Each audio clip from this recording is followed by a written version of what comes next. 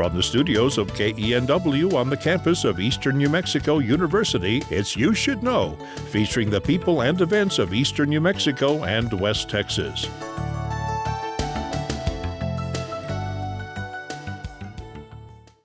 Welcome to You Should Know. I'm your host, Evelyn Ledbetter, and today I have the pleasure of having our city manager for the city of Portales, Scott Mitten. Scott, thanks for joining us today. Oh, I wouldn't have missed it. Love being here. So Oh, thanks for the invite. well, for sure. You've been in town about 9 months now. Yeah. So just tell me a little bit about yourself, a little about your background. Okay. I'd love to. First, that 9 months has gone pretty fast.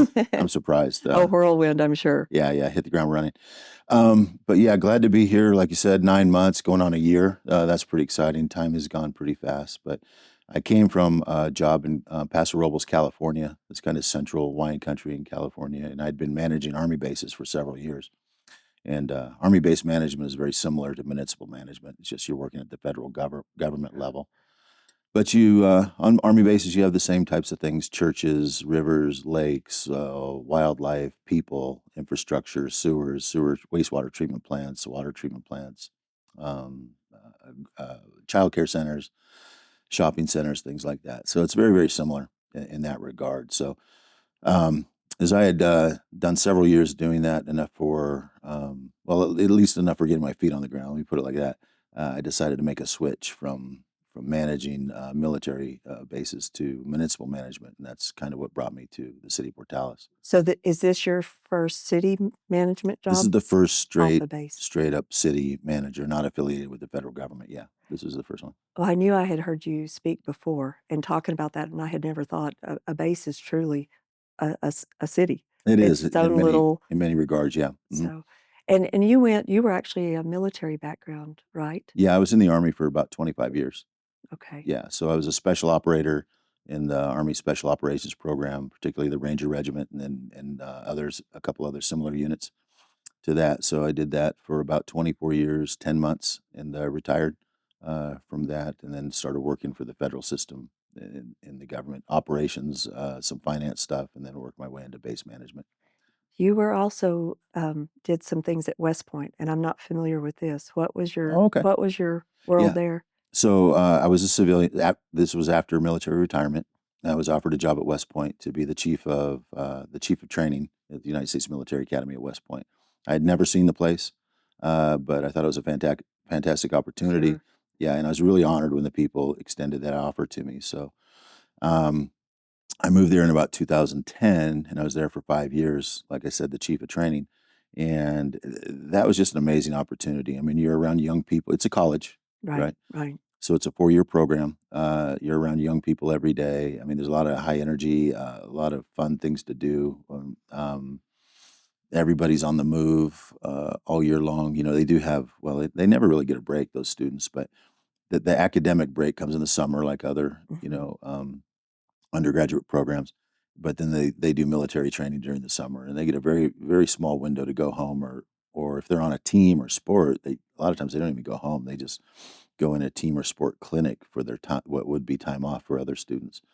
And a lot of the people that come out of West Point, obviously, some very high achievers and do some Yeah, extraordinary things. when I first got there, my in briefing was, "Welcome aboard.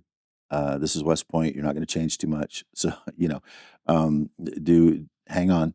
But you're going to meet heads of state. Like you'll probably meet the president. You'll meet the vice president. You will meet heads of state of other countries, and so on and so forth. Especially being at the position that I was.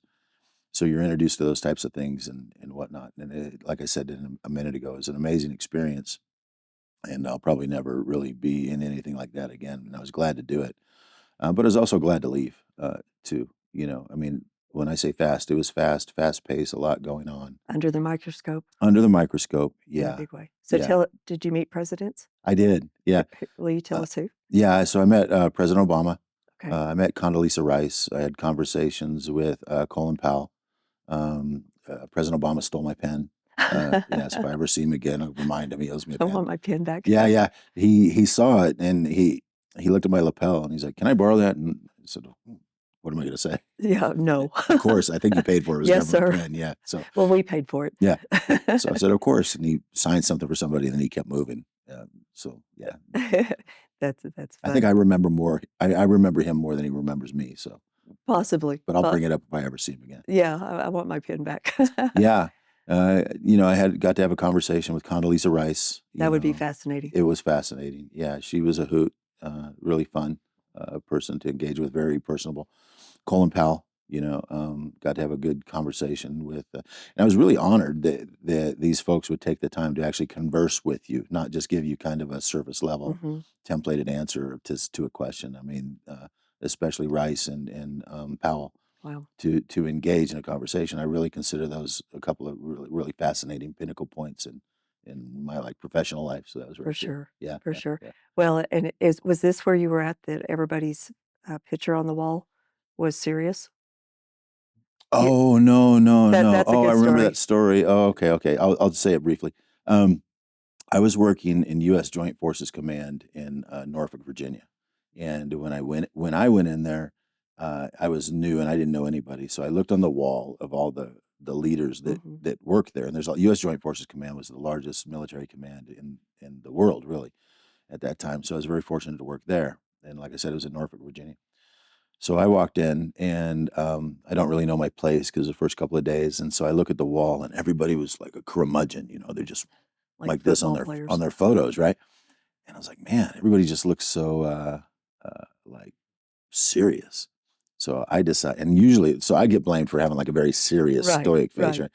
So I said, I'm not gonna look serious. I'm gonna smile. So I gave a big cheesy smile, like or something. I don't know. And that's not you. Yeah, on my photo. So my photo went up there, and it was my photo was almost foreign to me because I had this big goofy smile. But it went on the wall, and what started happening is when people came in to meet with somebody, I guess they would look at the same thing and they're like, well, he looks approachable. Right. So I started having a line outside my office. I'm probably the least approachable person looking, in the whole place. But I was like, why do these people always come to me? And then someone says, your picture, you look approachable. Well, and I mean, honestly, when I met you, you are a very serious type A type personality, and you intimidated me. Oh, I'm I sorry mean, to hear no, that. but I mean, you're pretty serious about things, and so but then when you get to know you, there's that side inside of you where you're very personable and talk, and Yeah, so I'm glad to hear that. But it's the face God gave me. I'm blessed or well cursed with it. One. well, Yeah. for mine, the smile has always just came easily, but Okay. so it just that's almost like my hello was the way I always interact, but no, so when you gave that presentation at Rotary, I thought, "Wow, that's a really cool thing, like, put that smile on, and it changes people's attitude t and interaction Sure. sometimes." Yeah. But And Rotary is a great forum to do stuff like that as well, right. to get the word out to people and they get the word out and so on and so forth. But I was glad to do that too. So we'll get back to the serious stuff. Oh, okay. But, City of Portales, so how did that come up on your radar? I think it's a fun story. We'll see how it goes. Okay. When I decided to make a move from working with federal government stuff and getting into municipal management, I told my wife, and she kind of gave me the go ahead to do that. And she said, with one caveat, I'm going to give you a list of places we cannot move, right? And so I said, okay, I can't wait to hear this list. So she started naming off all the states that we couldn't go to. And I was okay with most of them. And then she got done with her pretty extensive list. And I was looking for, and I kind of already knew Portales was looking, in New Mexico. And New Mexico was not on our list. And I love New Mexico. It's a long story, but I used to live in, I won't tell the whole story. I used to live in El Paso, Texas. Oh, Las And Cruces. Oh, beautiful. it's beautiful, right? Mhm. In its own way. Yeah, and I was in, El Paso, which is okay, but I really like fly fishing, and so I felt like I was, on a desert island with no fly Mhm. fishing, so I started looking for places to go, and New Mexico has some amazing Mm. fishing, so I started, migrating up into New Mexico, fell in love with the place over 20 years ago, so I would come back, not necessarily to Portales, but I would come back to New Mexico every chance I got to Fish. go fishing, right? So when Portales, and to be fair, I hadn't ever heard of Portales before, but I was like, it's in New Mexico, so that's good enough for me. New Mexico is not on my wife's list of places we can't go, so that's kind of what started the thing, the combination between she green lighted New Mexico by omission, right? And I loved the place, having been here many times, going fishing and things. So that's kind of what started it. So I have to ask this, where is your all-time favorite place in New Mexico to fish?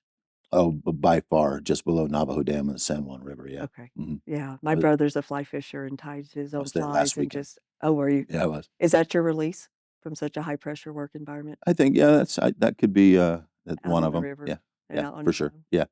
Yeah, I try to put the phones away for a little while. I'll take my watch off, and just kinda gauge the day by the sun Yeah, and go with that, very nice, very nice. and sunburn. Sunburn's a good gauge too, but When my skin's getting a little pink. Mhm, mhm. So your impression when you got to Portales and how you've kinda settled in, um, talk about that? Yeah, so, the impression was, it was kind of what I expected. I'd done a fair amount of internet, research Mhm. and whatnot, and kind of looked it over and things like that. I mean, that's normal, that's what anybody would do. News, Eastern New Mexico news, looking at some of the older, headlines, or not necessarily headlines, but, articles and Right. things to kind of frame up a picture of it. And let me tell you, I'm going to compare this to West Point really quick, and there's really not too much of a comparison, but when I got to West Point, um, it was great because it's like an America's castle. You're going to meet heads of state and stuff. We talked about that already, but they literally tell you, "Hey, this place has been here for over 200 years. It's going to be like this 200 years from now. You're not going to change anything. Just do your job, let it be, and be happy with it." When I interviewed with the city of Portales and the mayor and the city council, it was evident that they had some projects that they wanted to work on, Mhm. and that some they wanted to move the chains, so to speak, on the ball field and get some things done. And those are really the environments that I thrive in and really like. So West Point, I loved it because it was pretty, and a lot of energy, but there was no effect West Point will never remember me. I'll Right. remember it, right? It's very set. It's Mhm.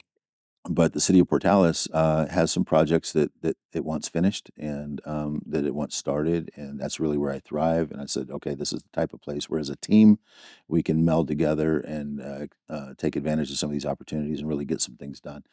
And that's the type of thing that called out to me when I, visited Portales and talked to some of the people, particularly the counselors and the mayor, was we have projects we want to do, and you might be the person that we want to, put them in the hands of and see those things through. That called to me. That's my nature, getting stuff done and completing projects. So I felt very at home right away. well, and you've stepped into a place where we've had so much changeover in the city council. We have, what, one council person that's been there past 4 years, Right, and right. everybody else has either been on there finishing up an election that was for, like, running through '26, right? Yeah. And then the next we had 2 elected council people that'll go through 30.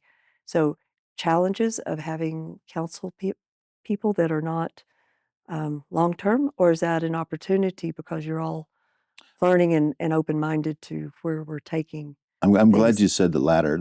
I see it as an opportunity, right? and that seems like a boilerplate answer, but really it is. There's a lot of educational opportunities, with the New Mexico Municipal League and whatnot. So when newly electeds come on board, there's a significant amount of training. The Mhm. training's on point, and it really is an opportunity when new counselors, mayor, and things, and in almost in mass, come together and learn together and so on.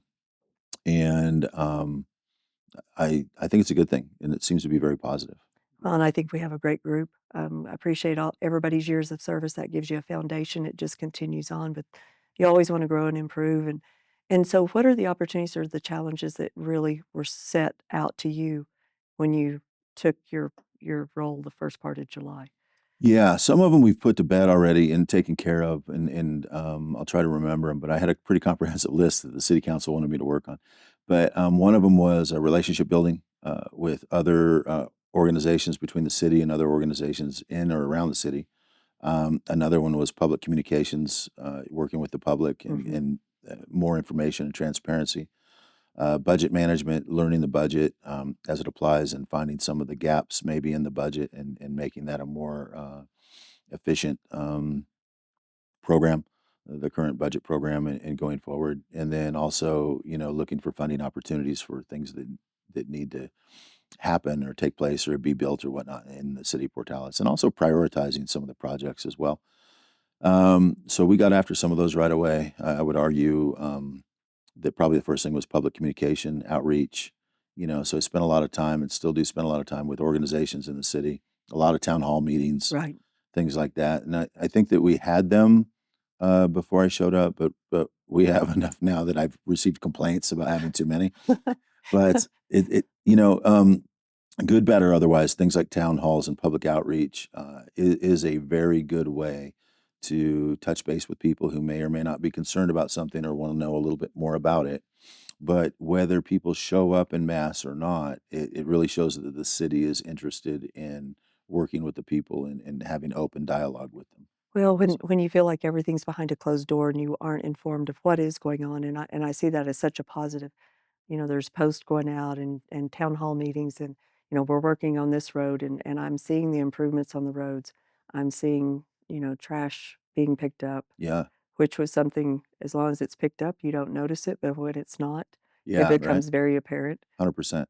Yeah, Um, those things are nice. I'm glad to hear those things, s- that it's making a difference. Because a lot of times on the inside, you don't really see it. You're working on these things, you're enacting it and all that, but you don't know what the public sees or doesn't see until you get the feedback like you just provided, so that's good. well, and the perception of the town, when things are a little neater, a little cleaner, signs are up, things like that, Mhm. the pride. You bet. And you've gotta I would think, when you get people on board to work with you as a team, not only just your staff, the city employees, but also the community. Like, we wanna be involved. We wanna Mm. have that pride in our town. This is where we live, and lots of us, this is where we grew up. Yeah, synergy is important, right? Right. Um, we talked about studies a few minutes ago before we started this, but in one of the studies that I was in, we watched a video, and it was a real video. It was really fun. I think it was back east somewhere. It wasn't Woodstock per se, but the Woodstock that we know. But I Mhm. think it was around the area of Woodstock. But anyway, there were some concerts in the green on a green and hills and things. And a young lady by herself starts dancing. I mean, there's thousands of people around, but and I don't think there was even any music. I think she just started dancing for whatever reason, right? So she's dancing on the grass, and people are looking at her at first like she's a little bit odd. Then after 2 or 3 minutes, a guy jumps up, and maybe he thought she was cute or whatever, but he starts dancing too. And so now you've doubled it, right? So you've increased your dancing by 100%. And then once that first person joined her, then about three people joined in within, and you could see the exponential Right, growth in the dancing, right? right. So it took about 2 minutes for one person, then it took about half a minute for three people, then it took about 15 seconds for 20 people. Then after that, everybody was dancing. And I think that lends kind of to what you're saying. When one person gets after a community Mhm. type thing and they start straightening some signs or picking up some trash, it might take a minute or two, maybe a little longer, but for someone else to get out of their car or take a couple of minutes of their own time to get out and help. But when two people do it, then five people do it. And when five people do it, then 30 people do it. When 30 people do it, it becomes a That thing that exponential everybody growth does. Yeah, just continues. 100%. I'm that person that'll pull weeds out in the rocks coming to work, but Okay. I wanna take pride in where I'm at, and this is where I live, and this is where I work, and Yeah, you want it to 100%. look nice, and if I pull a few weeds, maybe that helps the grounds crew. For sure. And Um, oddly enough, if I see somebody doing it, and we're not gonna make this a weed conversation per se, no. but I feel compelled, right? Like Mhm.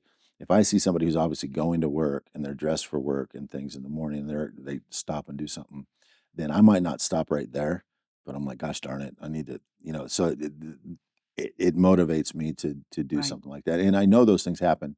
So that's kind of what drives me, and I know it drives the team at work as well to keep pushing forward for some things because it's that intrinsic motivation, really, Mhm. I think is what we're talking about. That when someone does something, it becomes kind of kinetic and it Right. gets other people feel, not everybody, but other people feel that intrinsic motivation to go do some of that because we know it's the right thing to do. Sure. Well, and I mean, we have a councilman and our mayor. We saw pictures of them, they were out cleaning up parks and picking up goat heads and things way before they ran for office. Yes, I have to reel those two in sometimes. I'm like, hey, that's pretty expensive labor, guys. We can, But it's fun to say. I'm super glad that they're but they were doing that. Yeah, volunteering. I'm saying 100%. as a Yeah, person, they yeah, were volunteering on their own way before they were in office or being paid yeah. You for bet. it. You bet. It's like, and so if they're doing that, maybe I'll get on board and I'm gonna do my piece of it as well. You bet. So, Yeah. well, we can't skip around. Water is definitely one of those issues. That's a concern in this area. Your thoughts on that and how you're addressing it? So there's a couple questions in there. Sure. As someone being fairly new to the city, I think we're in a pretty good position with water. There are a lot of efforts. There's a lot of backing by the New Mexico Water Trust Board. They're Mhm. prepared to fund projects. When we articulate those projects, they're prepared to fund them. They're letting us know there's no shortage of money to back those types of things. We do have the Ute Water Project that's coming Mhm. from Ute. If you could probably see that pipeline from space if you know where to look. That's pretty major. Yeah, I mean, and it's on, we've already built the connections from the city going towards the pipeline. The pipeline is in raw water stage 1, 2, and through that, and it's coming. So they're on track to be full delivery within 60 months, which for federal projects, that's a very short term. Our responsibility is to make sure that our infrastructure in the city with leak detection, fixing those leaks before that happens, right? So we don't want to be in a position where the federal government brings the Ute connection to us. We connect, we start running the water, and we weren't really ready. Right. So you're going to see a lot of effort with water metering in our well fields. We have two, Blackwater and Sand Hill. Mhm. You're going to see, well, you probably won't see them unless you go out there, but there'll be a lot of money spent getting new state of the art metering systems there to know. That way we can accurately measure You know our what's there. supply. Yeah, 100%. Leak detection. I was talking to engineers as recently as 15 hours ago about doing satellite monitoring for leak detection. It Sure. has a high level of efficiency. You're gonna see the weeds. So yeah, that too. Well, sometimes I mean, but sometimes when leaks they go start up. growing, Yeah, you true. start seeing those green patches, 100%. and Yeah, I know with farming, you see that. yeah. Good point. And so we have homework to do to get ready for connections like you. We have homework to do to be prepared for our own enhancements of our well fields and whatnot. And then we have other projects that will augment our water going forward. So, water globally is an issue. It's Sure. not. It's not just a Portales issue. Water regionally is a huge issue. It's not just a Portales issue. Right. So we'll continue to do our part at the local level. We'll continue to conserve water and make sure that we do that with good governance and good stewardship as residents of the city of Portales. But we will also keep pushing forward with water projects that are funded somewhat by ourselves, but largely by the Water Trust Board to make sure that we're in a good place. I mean, I see my goal really is to make sure that Portales has a 40-year water security plan and water Right. independence. So we don't have to be in a position where, we're trucking water in or something. Sure. We're not going to do that. We're going to Yeah. make sure it's okay. Yeah, the viability of that financially Yeah. just doesn't work. Yeah. We're going to be okay. Well, we're down to, like, a couple of 3 minutes, but what are your thoughts? Where do you see us in, say, 5 years or 10 years? What would your goals be Yeah. on that? So I think public awareness and understanding of the financial piece of the city has to still be worked on a little bit, and I can go into that very briefly. But in 5 years, I think you're going to see a different Portales for sure. Things are coming together. They're still at some of the like planning phases and funding phases and whatnot. But you're going to see tractors pretty soon. South Avenue K Mhm. right over here. We've just had a breakthrough. We have the money for it, but it's held up at the federal level. We just had a breakthrough on that. It's going to be released pretty soon. I thought we were going to do it by Christmas, but I think it'll be summer when the kids are, out for a while. We're going to Mhm. put the new road in through Right. here, and then we've got a couple others that are funded. So you'll start seeing some tractor work here pretty soon, and Portales will look different in 5 years. Well, and I know we don't have time to dig in, but I know from the time you get a grant, you don't see that for several years until I mean, and Right. it comes in increments, and Yeah. lots of times it's paid directly to the contractors, not to the city. Yeah, that's a So common misperception. that Yeah, it's not like you're hiding money right. because you never had it to begin with. No, It's paid out as they do the we'll work. work on getting more of that Right. information out so people understand it better. But the Yeah. town halls are a great forum for that and things like that. But we'll work on doing that, so Sure. people understand that concept a lot better. Well, I'm excited you've brought a breath of fresh air along with other people that are here in the town and excited to have you, and I appreciate you coming in and talking with us today. I appreciate the invite. Thanks so much. Love to have you back again and Look just forward to it. touch Yeah, base. yeah, So, yeah, for sure. well, thanks so much. And for all of you watching today, thank you, and we will see you next time. Cheers.